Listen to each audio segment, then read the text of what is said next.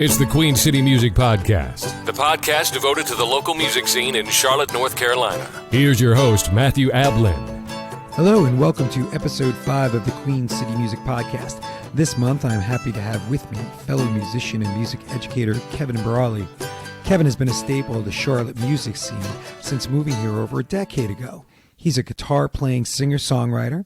He is one half of the 23/4 duo, and he is also an inspiring music educator for Charlotte Mecklenburg schools. So let's just get down to the interview. Let's do it.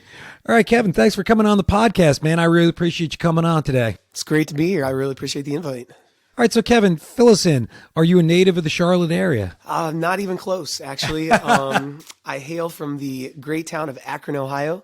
I was born up there and lived there for about 30 years. And then 29, whatever. Moved down to Charlotte about, 12 years ago. So I consider myself, Charlotte is definitely my home now, no question about it. So all right, I lived in Cleveland for about 10 years, and then I moved down here probably about the same time, about 12 years ago. Right. I heard you were coming, so I was like, I better get high on his tail right there. You know, man, I just let the word out and people followed me. That's all I could say. So what brought you down here? For me, is the teaching job. So I actually, at the time, I guess I was in school, but I really didn't have any direction. It was actually, my ex-wife got offered a job down here. And at the time our daughter was only 2. Mm-hmm. So, she didn't have any, roots or any circle of friends that we were pulling her away from or a school. And, she got offered a job in Charlotte, and we actually had a friend who lived down here already.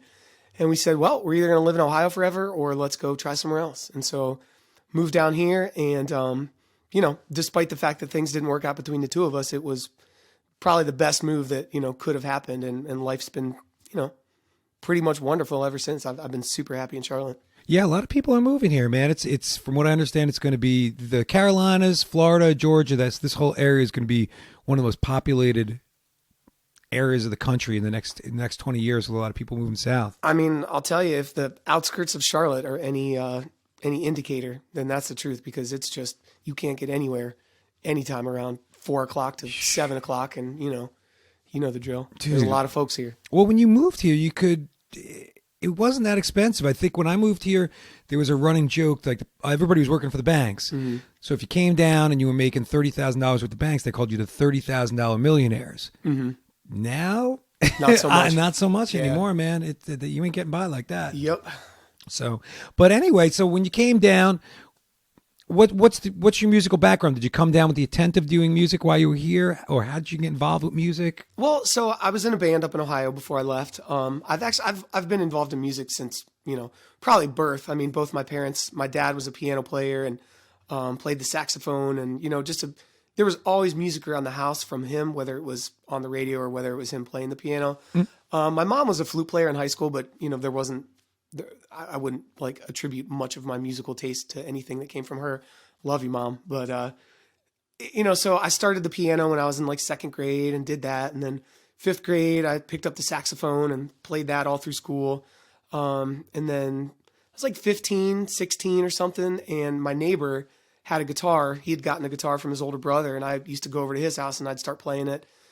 And as soon as I touched the guitar, I was like, that's it. That's the thing for me. And you couldn't get it out of my hands ever since then. I mean, I would literally, everyone else on my street, this was back in the day when you actually hung out with your neighbors and played outside, not on your phone. And so everyone else was out in the street, playing football or basketball or whatever. Right. And I was literally in my room just learning albums. I would just learn an album front to back, then I'd move on to the next one, learn an album, move on. And so, I mean, I was hooked. And so after that, then, joined his band in high school and pretty much played with those guys, those 3 guys. Had a couple people come and go with the band, but played with those 3 guys until I moved to Charlotte. And, okay. We were together for 10 years and, did some touring, released a few albums, a DVD, and had a good little following up in Ohio, and we were doing pretty well. And, then people start getting married, start having kids, and moved down to Charlotte. And I'm not going to say I had no intent to play music or whatever, but I was actually working at a restaurant, and my ex-wife was saying, okay, look, we've got a little bit of money that we're sitting on. Why don't you go try to get some gigs solo, and we'll give a couple months at that. If it works, great. If it doesn't, then, go back to the restaurant. And so I did. And I found that it was actually quite easy to find work in the town, which is Right. a lot different than where I come from. I felt pretty immediately kind of like a big fish in a small pond. Like I didn't feel like there were a lot of other people who were doing what I was doing. And I would like play longer. I would, take less breaks. I would bring more people. I would just work harder than the people I was seeing around me. And that immediately just kind of got my feet in the door. And it's just been kind of rolling ever since, That's great to hear. I mean, I remember when I moved here somewhere around the same time with you, it's the scene is changed. It seems like there's a lot more musicians in town now. Mm-hmm. When I came, I didn't see that much live music in the area. Now Yeah. it's happening a little bit more. Mm-hmm. I mean, it's also a numbers game. I mean, the more people that move here, I think the more percentage of that are going to be musicians, people who are looking to do artistic things. Right. Which I don't think is a bad thing. I mean, I think competition breeds, whatever. I don't even know what the saying is, but I mean, basically, if you got somebody who's trying to take your gig, you got to play better. Yeah. And that's the way I look at it. And I'm fine with that. I'll put what I do up against the next guy, and we'll see what people like. And if it's not me, then cheers to them. Enjoy it. It just makes for a better music scene, I think. Yeah, absolutely. Yeah, I'm not trying to sound competitive at all. When I say that, I mean, I'm just, I like what we do, and I like going out there and showcasing what we do. I've had kind of a difficult time kind of stepping into the the kind of like some of the original clubs, like places like the Evening Muse or like the Visual Light or, joints like that. I haven't exactly found the secret handshake for those places yet, but, it is what it is. It's time. I mean, the more you're in town and the longer you meet people, I think it starts to come out. Mm-hmm. Oh, this person's good. This person knows how to handle them. They talk. Right. And a lot of stuff is networking too. I mean, the way I met you was I met you through Denise, a friend of ours, Denise Daigle. Denise plays violin, and I met Dee because her daughter went to my school at one time, and wound up hooking up because she's a violinist, and it was like, oh, let's play together. And she's like, do you know Kevin? I'm like, no. And then I met you. So, but you're saying, not to change pace, but you're saying you play guitar. Yes. Every time I've seen you play or your show, you're always playing acoustic. Do you only play acoustic? Do you do electric stuff? Anymore, in front of people, really, I just play acoustic anymore. A lot of I come from a band that was electric. We were really aggressive and, this aggressive funk is what we called ourselves. Mm-hmm. But yeah, since I moved down here, really all I do is play acoustic. I don't know. I don't feel like an outlet for any electric. I don't have anything electric that's coming that I'm like, I need to scratch that itch anymore. I feel like I did it long enough. And now I'm kind of just going down the acoustic train. But, also I, have all these pedals and stuff that I use. So I kind of play it as an electric guitar, or at least I used to a lot more than I do now. But, I sort of function it as an electric guitar, but it's actually an acoustic because I can kind of bang it a little harder, than an electric. So no, I do the same stuff a lot. I mean, I've got a pedal board and run it through the looper and all that kind of jazz. Right. Which brings me to my next question for you. So, all right. So you've been performing around the city for, let's say, a little over a decade, doing your thing. And a lot of the shows that you used to do were solo shows. And I don't think I really ever have seen you solo. Maybe once or twice. But from what I understand, you used to do a lot of looping shows. Yeah. Can you go into that and talk about that a little bit? Yeah, so this is all just to kind of set the scene. The era that you're talking about is now like everybody has a looper and everyone kind of like, you see Ed Sheeran on TV and he's doing it and all that. This is, we're talking like 11, 12 years ago. And there were two people that I knew that had like loop stations that were using them. And I didn't know any of them personally. I didn't know anyone in town that was using them. And there was a dude from Providence, Rhode Island. His name's Gavin Castleton. He's a huge influence on me. He was putting up some YouTube videos of him looping and then rapping over it and kind of doing this stuff. And then there's a dude named Keller Williams, who I don't know if you've heard of him or not, but he kind of loops like full band. Like, so he was one of the first guys that was like, okay, I'm going to drop a drum track on a full drum kit through a loop station. Then I'm going over to the bass. I'm going to drop a bass guitar track. Then I'm heading over to the keyboard. Then I'm heading over to the acoustic guitar and I'm going to finish the song. Just building the track. And like using the full, actually like real instruments, just him. So the stage looks like a band, but it's just him. And so those were the only two guys that I knew that were doing that. And I kind of modeled a lot of that early stuff off of the things that Gavin was doing or that I saw him doing. And so it'd be like, laying a little beatbox beat down on top of that, then, dropping a bass line in with an octave pedal on my guitar. And then I had this it's sort of like a signature tone that I've got by this point. I would have like a Leslie cabinet simulator, like an Ultra Vibe. And then I would add delay on top of that. And then I would put a wah-wah at the end of all of that. So you get a delayed Leslie cabinet with a wah, and it's this sweeping like, and then when you do that and you change chords, you get this swelling, but like overlapping kind of chords. And so it adds this like ethereal thing on top of what you were doing. Now they make, you can get a Pog and do that with one little click on your thing. But I was doing it, using like 3 different pedals. Not revolutionary again, but I mean, like, I wasn't seeing that from anybody else at the time. So I'd layer all that stuff and then I'd start singing on it. And then back then I would have a little microphone that would be set next to my pedal board and I would pick it up. And while I had like the guitar stuff looped, then I would start looping some background vocals, and this is at the point, it was basically just a one singular Boss, like RC3 loop pedal. Right. And so all I could do was like stop or start, or I could basically like add things and then remove them, but I couldn't like stop or start individual tracks. It was like just a big layering spaghetti. Right. And then you could take it back from the top down to the bottom, but you couldn't do anything with the middle stuff. So I've kind of like upgraded since then because now a lot of people are looping. And I think the demand for creative ways to make loops is grown. So now I have a RC300 that you can kind of bring stuff in and out and add effects to it and blah, blah, blah. But yeah, that's kind of where that all came from. Is just wanting to be a little like Gavin Castleton and not be like a dude with a guitar in a corner. Yeah, there's something to that. I mean, even though I do some solo stuff, that having the pedal board and even just being able to solo over your own stuff, adding some different layers of sound, some chorus, some phaser, some flange. You said Pog. I have one of those, so you can add these little bass parts, or you can, it adds a little something. Mm-hmm.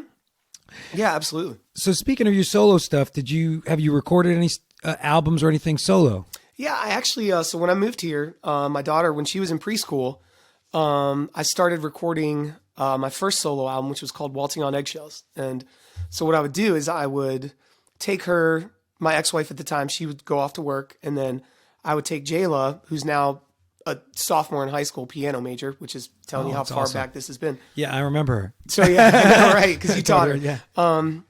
So I would take her to preschool, and then I would basically have at that point like 5 hours to myself, and it'd be like 9 a.m. And this is how I had no gear. I was literally plugging line in to the 1/8" input on the back of my PC. I had no interface, nothing. I was literally going from the SM58 into the back of my computer. And then I just mixed the hell out of it. Like, I mean, so I'd do that. I'd record, then I'd go pick up Jay, then we'd go have our days. And then everyone would fall asleep. And I would sit up in my studio and I would basically, I mean, it is what it is. I would put a pretty serious buzz on and just put the headphones on. And anything that stuck out, I'd be like, okay, that's too hot. And then it was like, okay, this transition needs to be smoother. And to this day, with what I had to work with, I think that's still the best mixed album that I've put out. Wow. So I did that. I did Waltzing on Eggshells. And then a couple years later, I put out a solo album called 1 in 10. And I named that 1 in 10 because Waltzing on Eggshells actually sold relatively well here locally and kind of back in Ohio. But I tried something very different on 1 in 10. And I think my joke to myself was that I think 1 in 10 people that bought and enjoyed the last one are going to buy and enjoy this one. So I called it 1 in 10. And that it proved to be pretty accurate because it didn't really sell too well. And then finally, I guess, solo, I put out a split EP with an artist from Houston, Texas. His name's Chris, and he goes by the name The Port of Dream. And so we put out a split EP that was called 6 Songs to Fight Over and Make Up To. And nice. So we each contributed 3 songs, and one of the songs I did a cover of one of his songs, and then one of the songs he did a cover of one of my songs. And then we each put 2 originals on there. So just kind of a unique way to. Is that somebody you met, or did you put him on? Did you meet online? Yeah, in some kind of like music online. Chat place. It wasn't. We met. This is how. Again, it's kind of geeky in like the early internet days. Like we were on a message board for another band that we both liked. That's hysterical. So I met him on this message board, and we stayed in touch. And, he liked my original music. I liked his original music. And it was like, you know what? Like, let's just kind of do this. I mean, and to this day, I've never met him face to face. Like, wow. we've spoken on the phone a few times, but, we just put an album out together. So it's kind of a unique take on just putting something out there. Yeah. I mean, it's funny how friendships, I don't know how you meet people. I have a buddy, a very close friend of mine, and we met at the guitar summer workshop when we were both headed to grad school. Mm-hmm. We had wound up meeting in Connecticut at the guitar summer workshop for classical guitarists. And I was trying to get into grad school and he was trying to get into grad school. So we both wound up at this place, met, hit it off. And we're like, there was a little clique of us that used to hang out and we, drink and, mm-hmm. party at night. While everybody else was not playing guitar. You don't need to justify. and man, 20 something years later, we're still friends. We're really close friends. Hang out with the guy, visit him. He visits me. Mm-hmm. We, chill out. So just never know. It's funny how that works, Man.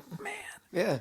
Hey, speaking of that, going back to your solo stuff, do you have any tracks that you want to play? Yeah, absolutely. So, I guess I could, I don't know. Do you want to hear something off the old one that was all line in, or you want to hear something off 1 in 10 that people were like, I don't know. Let's try one of the original ones that you said, because it was one of your best mix. Fantastic. All right. So, I'll send, let's put a song called The Rush. This actually features Denise on violin. Oh, fantastic. Yeah.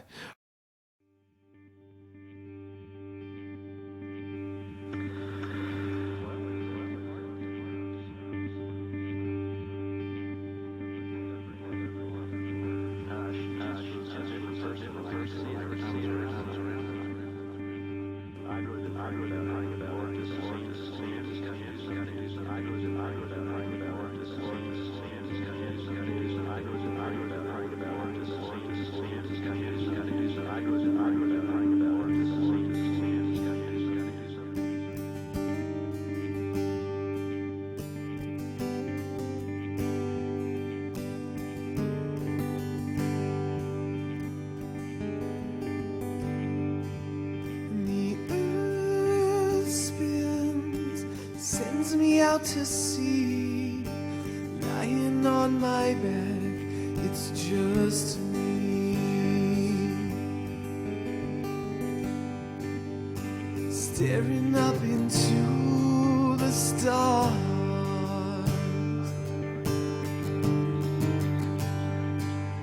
I'm dreaming of the man on the moon.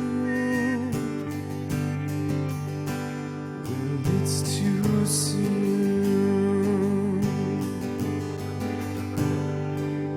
Does anyone get what they want?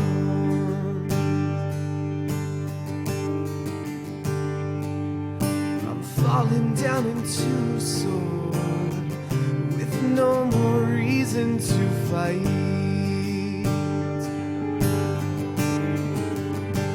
Oh, be careful what you wish for, you just might get it tonight.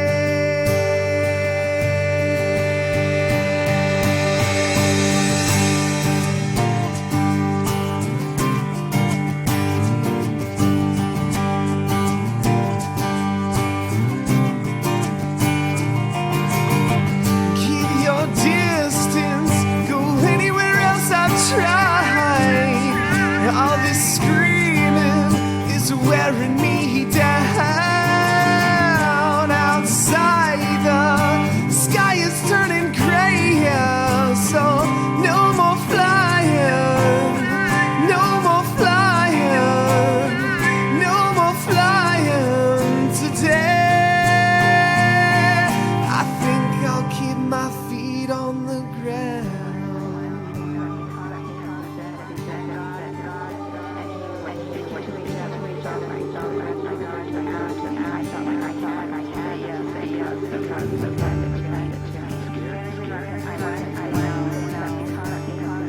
Man, I think that's a fantastic sound of recording, especially when you consider how you were.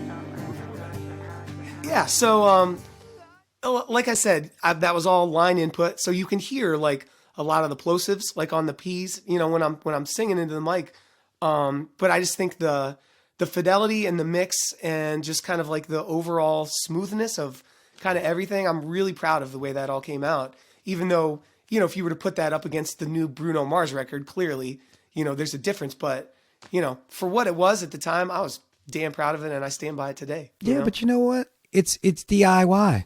Yeah. And that's the way it is today in music. Mm-hmm. And not everybody's got a $500,000 budget to go into the studio. And you take some groups, the White Stripes come to mind, their first album, from what I understand, mixed on what, a 4-track? Probably. And it caught on. So if the music's good, I don't really think you have to worry about too much, unless the mix is just completely awful and right. the drums are way out front, you can't hear the vocals. But I mean, if the mix is pretty decent, the songs are good, yep. it really doesn't matter. Yep, I'm with you there. Especially in today's world. Yeah. All right, so you've been doing all this solo stuff. Let's flash forward. Mm-hmm. We could also fast forward. Fast forward, thank you. Whichever one you want to do, man, I'm up for it. I'm flexible. All right, so now, the most recent time I saw you was at your new CD release for your new band. Mm-hmm. Can you tell us about the new group? Yeah, so we're called 23/4, and it's actually a duo, and it's myself and another elementary school music teacher in CMS, and his name's Edward Bender, teaches at Briarwood Academy. He plays cajon and sings, and now he's added some keyboards and some loops and stuff to what he's got going on, and I play guitar and sing as well, and it's kind of, I think we call ourselves relentless acoustic music, and we pride ourselves on not taking any show off, not even taking a song off, just kind of playing as hard as we can, singing as hard as we can.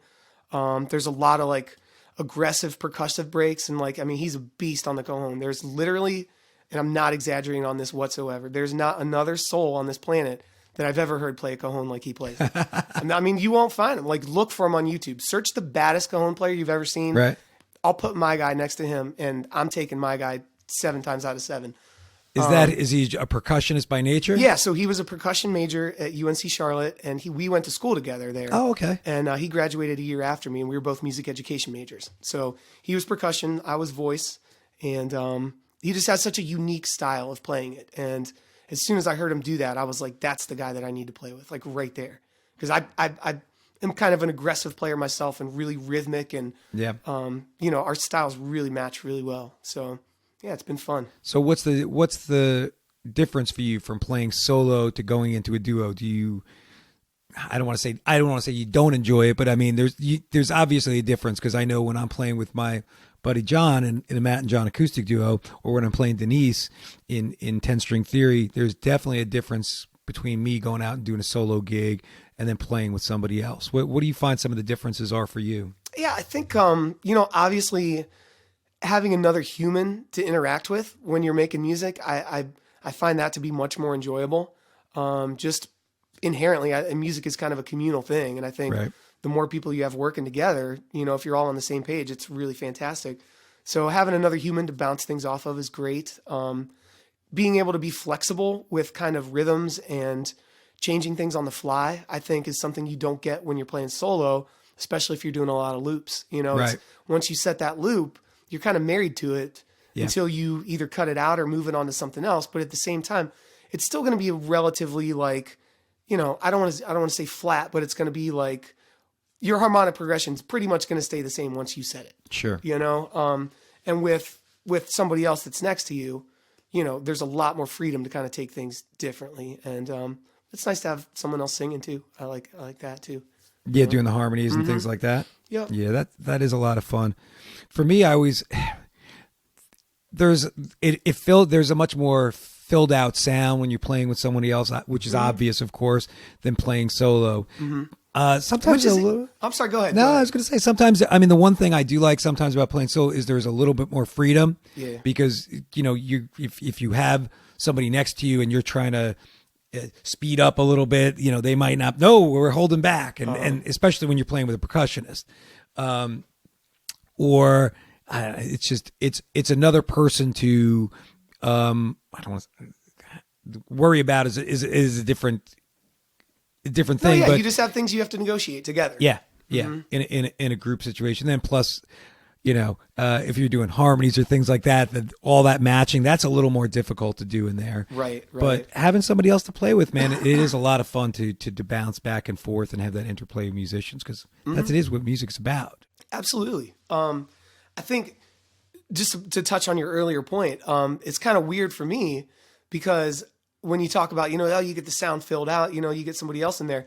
It's actually quite the opposite for me. Like when I play my solo shows, I've got so many loops going on, and it literally there's I could do like an entire Pink Floyd album, and it would sound like, you've got the swelling, you've got the drums, you've got the electric guitar solos and all that stuff. Right.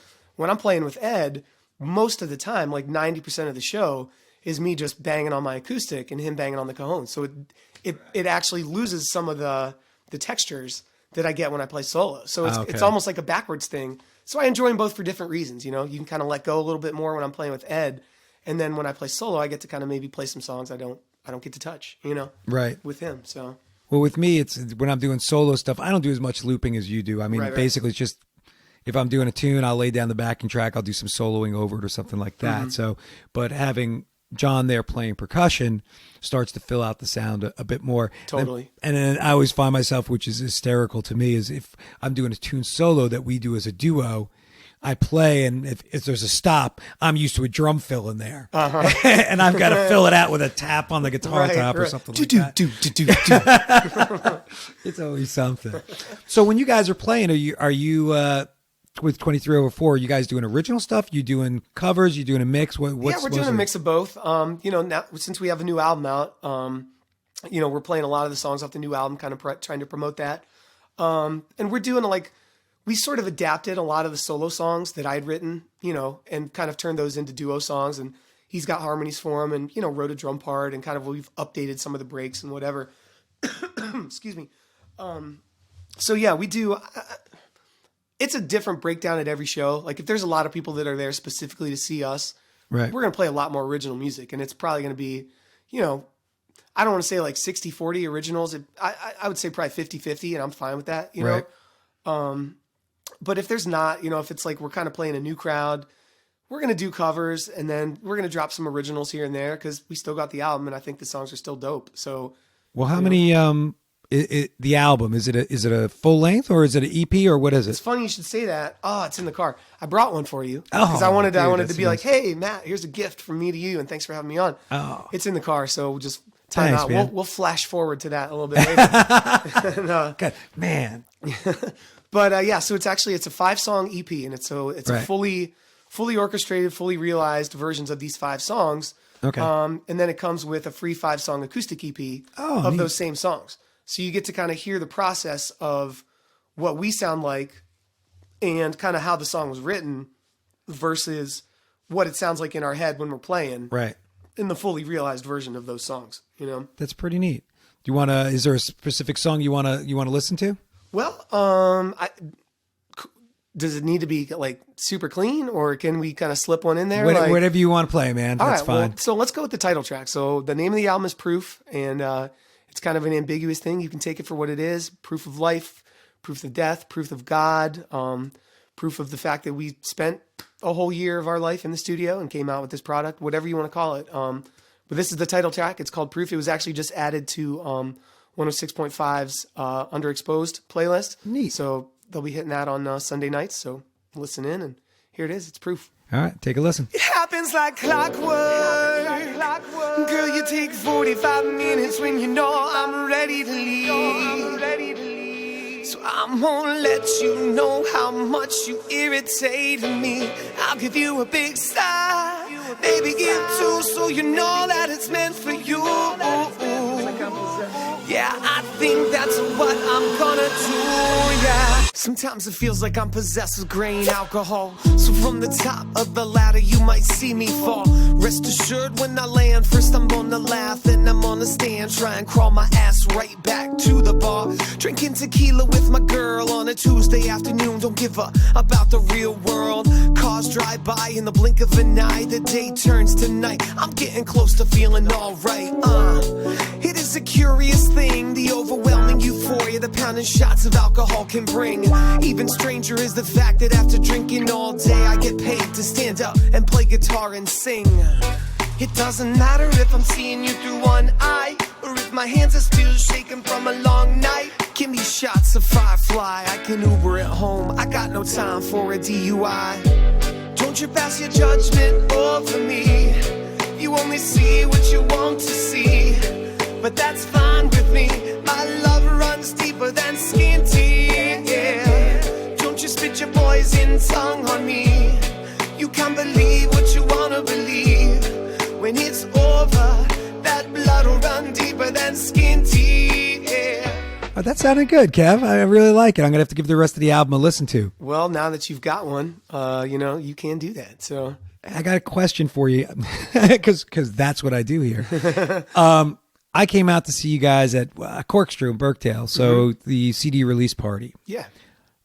And I don't take this the wrong way, but I had to chuckle. You had the light show going, you had the background. Is that, and if you haven't been to see 2304, go see it.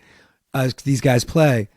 But is that something you guys normally do, or do you do that just for the party, or does it depends where you're playing that you can pull out, the stops? Well, we always do it. And the That's reason great. is because I think, I don't want to say that like having a stage show like lends any more legitimacy to what we do. Right. Because I think what we do is already legitimate Sure. on its own. But I think Johnny off the street that is walking by trying to decide, am I going to go to this bar? Am I going to walk down to the next one?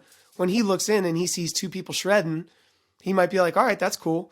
When he walks by and he sees two people shredding, the lights are rocking, there's some fog, there's people up that are kicking it. I think it's a clear choice that they're going to say, that looks like a rock show. That's like a Right. real deal, like next level kind of thing. And, I think I like the visual element. One of my favorite bands is Jacob and the Good People. They're from Atlanta. They're I a haven't duo. heard 'em. Yeah. And it's actually a guy I used to live with back in the day in Ohio, but that was a long time ago. Excuse me. Anyway, they're just a duo. It's guitar, and then they have a full drum kit. And everywhere they go, they tour all up and down the East. They're two dudes, and they set up full light show, full everything. Their merch table is ridiculous. Like, I mean, the merch that they bring. And it's just like, yes, that is a real touring outfit. That is a legitimate band right there. And we're a legitimate band too. And I want it to look like a legitimate band. I want it to feel like a legitimate concert. I want people to walk away not being like, oh, I went to this bar and there were a couple dudes that were playing. They did pretty good. I want them to walk away and saying, that band just blew me away. I need to have that shirt. I want to wear that shirt. Right. I want to show this CD to my friends because, dude, those guys killed it. Have you seen 23 over 4? Not just have you heard that song, Right. but have you seen them? Because it's like, I like playing with wireless. I like getting out in the crowd. I like changing the visual aspect of what's going on. Right. I mean, I think there's something to that. No, It's another hook for people, dude, I think you're absolutely So there's no right. chuckling, but I get it, dude. No. I don't take. Like I said, don't take it wrong. It was a chuckle because it was like, I was like, wait, he's got a smoke machine up there, man. They got a little light, and I laughed, and I'm like, okay, I'm like, that's pretty freaking cool.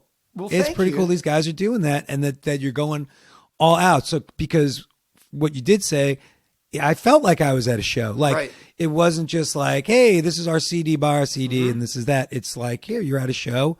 We've got some shirts to sell. We got our merch. Yeah. I think it was a great idea. Right on. I might steal some stuff. Hey, man. Dude, look, we're all in this together, all right? There's nothing wrong with that. So I steal from the best artists, and I take what I want, and I grab it, and then I use it and apply it to what I've already got rocking, and I'm fine with that, Man, you learn from a lot of people. I mean, you don't just do your own thing around town. I think growing as a musician and as an artist too is looking what other people do and not just being rigid in your own way and saying, I'm not doing that. I wouldn't do that. I wouldn't do this. Why not? Right. If people enjoy the music, I mean, that's why you get a stage show. There's not an artist today that goes on stage and just plays. Yep. They have some kind of visual for a stage show. You can't go to Madison Square Garden and not have laser lights or some kind of background or some kind of light show. It doesn't happen anymore. Exactly. And if they are just playing, what it generally is it'll either be an encore Yeah. When they come out and maybe they're like a little stage set up in the middle of the crowd and then they're just playing acoustic, and it's a moment of like, this is so different visually, acoustically. This is something, it's a huge change. Yes. You know, and I think it becomes effective because you've got all the lights and all the explosions and blah, blah, blah. Yeah. And then boom, you break it down, you know? So sometimes what we'll even do, and I pull from that, like we'll be done, we'll play the show, and then Eddie will grab a shaker, I'll grab a guitar, we'll walk to the back of the bar and we'll just play 3 more songs. Cool. And just do that. And it's like, we don't need all that flashy stuff. Yeah. Because we still got, it's still us. It's still a guitar. It's still percussion. We're still singing. And it's just kind of a nice way to tack a little period at the end of the night. Just like, and people are like, damn. No, dude, You know? it's I thought it was really cool. Thanks, man. Thanks. I'm glad you were there. I really appreciate that. No, I mean, Dee told me about it, and I said, oh, it's Kevin. All right. Dee was playing that night, and I was like, all right, well, Kev's playing. I'll come too and, check it out. Right on. And, of course, she rocked it because she just tears it up. She's a beast. I could not have ended up next to a more wonderful neighbor. Yeah. I mean, it's just a godsend that she ended up 2 doors down from me. Yeah, I got to have her on the podcast. Absolutely. Get her coming in. Absolutely. She should be like, I don't have anything to say. I'd be like, stop. You got plenty Right? to say. So 2304, where can we find you guys? You have a website. You got a Facebook page. What's the dealio? Yeah, so in our infinite wisdom, naming the band 23/4, what we failed to think about was the fact that it may be a little bit confusing for people to find us. So we're called 23/4, and that's all letters, like words. Like there's no numbers. So you can check us out at 23over4.com. Okay. That's TWENTY all the way down, 23over4.com. And I'll put a link in the show notes to the webpage for Kevin's band. Yeah, fantastic. We're on Facebook, YouTube, Instagram, all that stuff. The social media thing, we don't. I'm old, and so like we don't really do it so much. We probably should have a more online presence, but our website's got everything you need to know. It's got our album, it's got our merch, it's got our gigs where we play. Right. We're all over.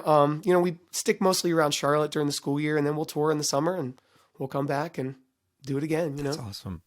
Well, I'll tell you, dude, you say that, but I'm starting to learn a lot more about the social media thing and be more aware of it. And I think far be it me to say it's a tool. Mm-hmm. I don't think it's just the place to be. And the more people I listen to doing podcasts just about business, a lot of people say you should have your own individual website that you own, because if Facebook closed tomorrow, you lose all those people. Yep. And nobody knows where to catch you. And then plus there's things that you can do on your own personal website that you're not going to just be able to do on a Facebook page. You can put up a blog about a show. You can put, pictures of boobs. I mean, you can't do that on Facebook, Come on, Mark Zuckerman. That I was not expecting. That's awesome. Yeah, I mean, you could do all sorts of stuff, and then plus with Facebook, you can't even put your own music up. Like you literally have to make a video file and put it up. You can't put just a sound file up. It's got to be some kind of video file. Yep. So they make it a little bit tougher for you.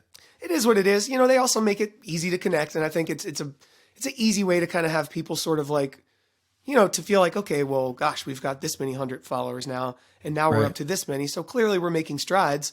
Right. And that's good. It's kind of a nice visual representation, and you can stay in touch. But I much prefer just shaking a hand after a show. Yeah. Having a drink with somebody. I think that's a real connection. A Facebook like is not a real connection. It doesn't mean that much, because there was, who was it? Sebastian Bach, who used to be in Skid Row. I remember him reading an article with him, and he was talking about his Facebook page or Instagram or whatever. And he said, I have 1 million followers or something like that. I put out a new album. I only sold 5,000 copies. What does this mean? It doesn't mean anything, because I have 1 million people who are supposed to quote unquote like what I do, but yet I can't sell 1 million albums, or I can't even sell 500,000 or 250,000. I can only sell, a single digit 1,000 copies of this album. So in a sense, it's not real. Yeah, no, absolutely. At least to me, it's not. You know? But that handshake is. That beer afterwards is. Exactly.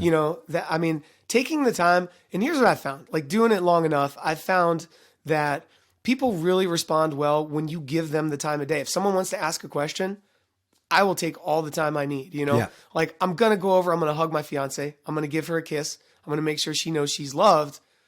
And then if there's people that want to talk to me, you got to talk. I'll be right back because I got to talk. These are the people that are taking the time out of their night to listen to my music and that are going to be the ones telling their friends about it. Yeah. Dude, you got to listen to these guys, you know? So I'm going to give them all the time I need. And that's how real connections are made. That's how real, I don't want to use the word following, but I mean, people who consistently come to your shows are people that you consistently give the time of day to. Yeah. Well, plus that's the business end of music. I mean, it's all well and good to go out and play, but there's also a business aspect of it. There's a business aspect of how you relate to the people who hired you for the gig. There's a business aspect of how you relate to your audience. There's a business aspect of how you relate to the people who come up to you after the show. I mean, if you're old school Richie Blackmore and you don't even want to talk to the guy who spent, $200 on your tickets and bought every album you have, and you can't spend 5 minutes saying hello to the person, is that person going to come see you again? They're going to be like, no, the guy's a jerk. I mean, Richie Blackmore can probably afford that. Like, he can afford to have a relationship. Honestly, he can't. Because he's got enough of a catalog or whatever. Yeah. Someone like me or you who's kind of like working on the upswing. Yeah. I would never treat anyone like that anyway. That's just not the kind of person I am. But I can't afford to either, Yeah. I mean, you're trying to make a living or at least a good side hustle out of music. And it's just part of the game, and you learn more about it as you get older, that there is that business side to music. It's not just all, I'm an artist. No, it's the music business, man. You gotta have that aspect to it too. Yep. So, yep. But I really enjoyed your show, man. So next time you guys are playing and I'm not gigging that night, I'm going to try to come out and see you guys play. Man, we'd love to have you. It's great. And I especially love, the fact that we're all teachers. Like, Ed's a teacher. Yeah. I'm a teacher. You're a teacher. I really think what we do at night lends an air of legitimacy to what we teach during the day. Yeah. And I'm really glad that you're, still hustling. We're hustling. I think that's something that our kids can look at and say, I look up to that. I respect that, because it's not just them trying to teach me do, re, mi. Yeah. There's an end to that, and there's an end goal, and they could be there one day too, It cracks me up. And I'm sure you get this all the time too. Students will come up to me one day and they'll be like, Mr. Ablin, I heard you got a band. And I'm like, yeah. And then I have to go on YouTube and I have to show them the band, and they get all excited. Or a couple of weeks ago, kid, Mr. Ablin, I found you on Google. I read your bio. And I'm like, oh, really? And I laughed, and they were like, can I tell everybody in class about all the stuff? No, we don't need to talk about everything that I've done.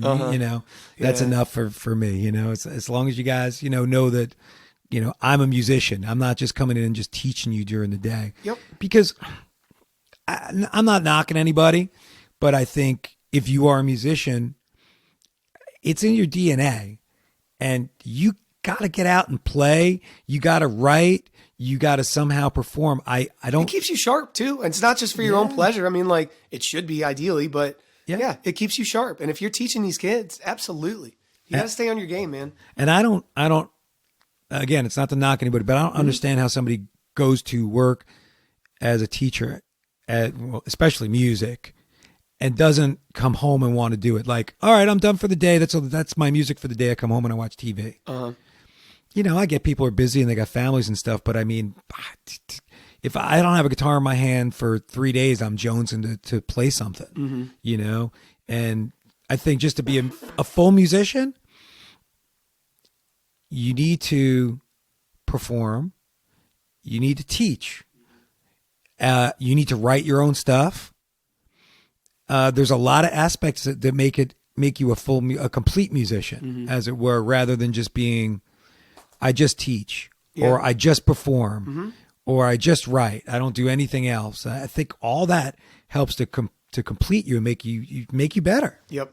I agree. I think there's value in each of the different components, that you're speaking of. I think there's a value to being a performer. And if that's all you ever do, like my boy Jacob, like, he doesn't teach anybody. I mean, he literally just tours up and down the coast. Right. 365 days a year, he's on the road, Wow. And that's great, man. He's making a good living, and, he's getting to do things that I don't get to do. Right. That's great, I aspire to something a little bit different in my life, the teaching is where I get my joy from, and I enjoy being able to pass that on.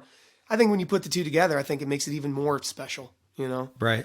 So I'm right there with you, man. Well, I'm sure there are a lot of folks out there just making a living as a performer, but damn it, that's got to be a hard life just doing that, because most of the people I know, they do or have multiple income streams. They're out performing, they're out teaching, they have some kind of side hustle, doing this or that, because just to make a living as a performer, man, that's a tough gig, especially today, touring up and down. Well, that's the thing is if you think about it, like imagine, say we have 5 markets, let's say we've got whatever, Atlanta, Charlotte, Charleston, DC, Nashville, just whatever, just off the top of my head. And if you are basically hitting one of those every 5 weeks, you can pretty much play that same club that you play every week that you go there, or those same couple clubs every weekend. That's true. And then once you get a good place and you're in and you have a consistent, it's just like playing, we play the Corkscrew every other Friday. Right. So it's like, we've got a really good crowd that comes to see us there. And because they know this is where we're going to be. If every 5 weeks I was bouncing down to Charleston and playing Henry's, I would imagine after, 6 months of that, that I could expect when I popped into Charlie's or Henry's, people would be like, oh, it's 23 over 4, So I think it just takes time, like anything. It's a grueling life that I wouldn't want anything to do with. Yeah. Unless Ed Sheeran walked in and handed me a $10 million check and said, come on tour with me, you couldn't pay me to have that kind of life. That's a tough life, man. I got a buddy who's a touring classical guitarist, and man, the dude is one of the top people in his field at this time. 50, 55 concerts a year, which doesn't sound like much, but you marry, you throw in kids. That's just a tough one, man. I know. I didn't see my kids this week. That's the thing. There's not enough of you to go around. Yeah. Yeah. Mm-hmm. But that's in your DNA. Again, it's in your DNA. You want to do this. It's not like you don't want to do it. It's like I've got to do it. Yeah. I've got to be that music. So. And I've gotten better. Like the older I've gotten and the more I've done it, I've gotten better about like leaving like a weekend night off, and I'll just write date night on the calendar, because it's like I need to spend time with my fiance. I need to make sure that there's a night, that I'm not going out and just working all the time, so that then by the time Sunday rolls around and I'm tired, like she needs a little more of me than that. You know what I mean? Right. So like I've been getting better. I think I am better at saving those nights and being like, all right, working's great, playing's great. There's the family too. They need just as much of a chunk, if not more, of myself than any of those rest of those places do. So. Yeah, you can't just let that lie, because it'll take a toll. Yep. On any relationship. I don't care if it's just, your relationship with the kids, your relationship with your wife, your girlfriend, whatever significant other involved. So it's a tough one, man. Yep. So I want to wrap things up, but I want to talk to you about one more thing. Sure, man. You talked about being a teacher. So I knew you before you were a teacher, and, not hanging out all the time or anything like that, but just, passing. And I remember you coming into the school I was at and getting into teaching. What brought you into teaching? I'd been doing the performing thing for so long that I just think I was going to school up in Ohio, and I kind of didn't have a really clear direction, but I was in the music major path up there. Right. And so, when I got back into school down here, it was pretty clear. Both my parents were teachers. And so I think it just kind of runs in the blood. And, the only thing other than my family that I've ever been passionate about is music. You know, I mean, like, that's like a driving force in my life. And I felt like I've been doing this long enough, and I've kind of reached a certain level of proficiency at performing, at, writing music, whatever. It's my duty to pass that on to the next generation of kids, And my daughter, when I met you, my daughter was going to school at your school. Right. And so, it was important to me that she have a strong musical foundation, and that's part of teaching her. And when I see what elementary school music teachers get to do every day, it's like, that's what I want to do. I feel like I could be really good at that job. Right. And it's important. It's a hugely important job. And I take it very seriously. And, I think the results kind of speak for themselves about where my school's at. I think we're doing great things up there. And so it's always kind of been bubbling under the surface. It's just a matter of like getting to the point where it's like, okay, like the 401k for dude in bar playing guitar is not real hot. And also the satisfaction at the end of the day for dude in bar playing to drunk people, it gets kind of like, you're like, what am I really doing here? Am I giving as much of myself as I can? Right. So teaching was a natural outlet for that, I think. For me, the one thing I love about teaching, and the way I think about it, honestly, is it's another gig. Like, yes, it's my career, but it's another gig. It's not it's not the only thing I do. And when I mean that, I don't mean that salary wise. I mean as far as being a musician. You sure about that? Well, yeah, okay. It's a base. It is our largest part of our salary, but it is, it is your day gig, because most of the time you're not doing anything in the morning as a musician unless you're going to write or do something like that. Even when I taught guitar strictly for a living and used to teach 70 something students a week, I didn't start teaching until after 3:00 till the kids were home from school. Right. Occasionally I'd have an adult student, during the day, and we'd do a couple of things like that, but you're not doing anything. So, unless you're dropping your kid off to preschool and recording an album, I mean, that's to put a little asterisk by that. But yeah, no, I totally agree with you. Totally agree with you. So it's a good thing. And then plus, it affords you time in the summer to go out and perform more or record, Yep. And time off. But yeah, man, I mean, the teaching thing is, I couldn't imagine not doing it at this point. Do you, did you think about doing any other grade levels? I know you do elementary music. Did you think about going into high school or middle school at all? That's a firm no. I never even considered it. I don't want anything to do. And as the years have played out with my own daughter, right. This has proven to be true just with her and her friends. In high school, I literally could not imagine doing that job. I don't want to be next to people who are as tall as me. I don't want to be teaching these kids who they may be better than me at their instrument. Like my daughter can play circles around me on the piano. Right. She's so good at the piano. And if I were teaching piano, I would like to think that maybe I'd be better, but I mean, sure. In middle school, I literally wanted to just punt her out the window for those 3 years. I mean, just the transition. It's tough years. It is. And I'm fully very sympathetic about that, but I don't want anything to do with teaching kids at that age. Yeah. You gotta look at it what you were like at that age. And I know what I was like as a middle schooler, and I was full of hormones and rage and, and I'm just and then times 10 in high school, but you're not fully physically developed, but you're a much larger version of that hormonal raging kid. Yeah. I don't need to, and I just don't need to get in any altercations or, anything or anything like we were talking about before this thing started, just none of that. I don't want to touch any of that with a 10-foot pole. Yeah. Kids, little elementary school kids are so sweet and I love them and we have such a good time. I love little ones because they are so open to trying new stuff. You could be okay, today we're doing bucket drumming. Oh my, they're over enthused to do it. You're like, he said bucket drumming. And I'm sure you run into this. The bane of every parent's elementary school kid's existence is they come home with a recorder.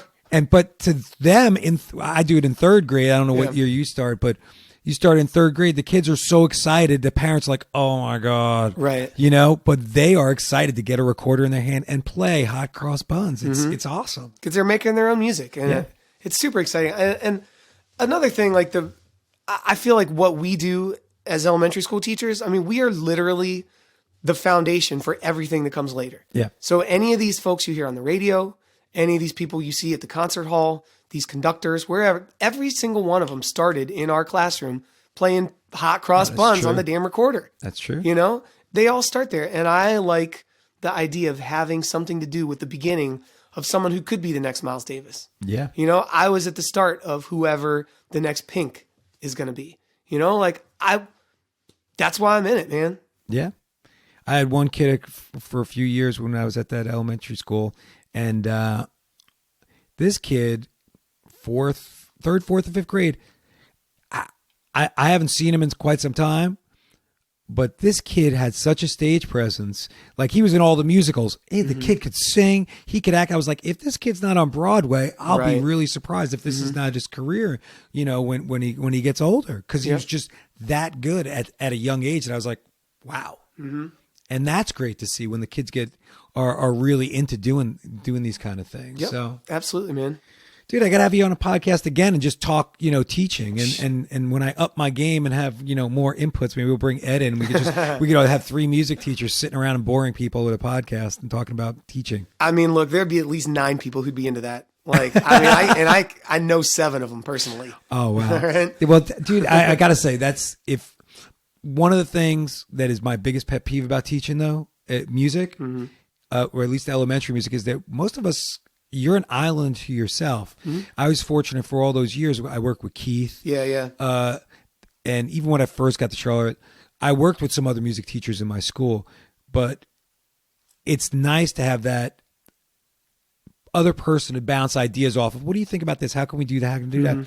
But when you're at your own school and you're by yourself, now it's like, oh man, I don't have any to bounce Sink this or swim, idea. man. Yeah, you got to do it all yourself, and that's kind of like a, one of the bum parts about teaching in that aspect. It's wonderful because it's your program, Right. But at the end of it, it's You know what I found, and I mean, I'm actually, so I was invited to be a part of the teacher talks this year for the CMS, like they do those man, I like saw you TED post talks, something like that. Yeah, and so I was invited to do a little presentation there, and what I'm talking about is, and I don't want to get all nerdy teachery real quick here at the end, just real quick, Yeah, man. because I think it applies to musicians as well, is taking kind of the things that you see as your limitations or your boundaries, right. and having those be the things that inspire you. And so, like you're saying, like, you're on this island and you're kind of like, be like, oh my God, like I have nobody to bounce this off of or whatever. I think sometimes that's like the mother of invention. And you're like, well, I've got 3rd grade coming in tomorrow. I don't have any lessons written and there's no one here to figure this out except for me. Yeah. What if let me throw this over here. Let me drop this over here. Let me stand on the other side of the room and see how that inspires me. Now, what am I looking at? Oh, well, I could send them over here and do this. And then in this, and I think it's the same with songwriting, with music, you're like, how can you spark creativity inside of yourself to solve those problems? And that's kind of the thing I'm talking about, and so there's days when I definitely wish I had a life vest to kind of be saved. And then there's other days when I find that sinking, I'm like, okay, I saw something down here at the bottom that I wouldn't have seen if I wouldn't have sunk. And then you swim back out, There's definitely those days, but you know what? Some of those days, I think every teacher has. I don't care what subject it is, music, whether it's art, whether it's, math, you'll find out that certain lessons that you taught did not connect with the kids. Oh, yeah. And then the certain lessons, wow, that really connects with the kids. Check, I'm keeping that. Totally. And that's going to be in the years to come lessons and, tweak it or make it better, man. Yep. So. And to parallel that with songwriting, I've written a million lyrics in my life that, I just have no problem crumpling up and throwing them away. Right. And then I've written a million lyrics that I didn't think they would have the connection that they did. And then other people hear them, they're like, man, like I never would have thought of that.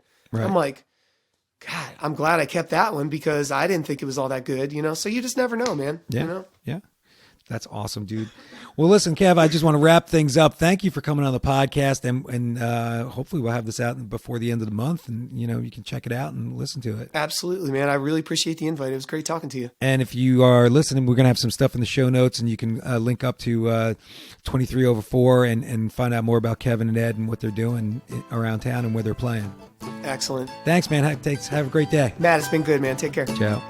And that's going to bring episode 5 of the Queen City Music Podcast to a close. Until next month, enjoy.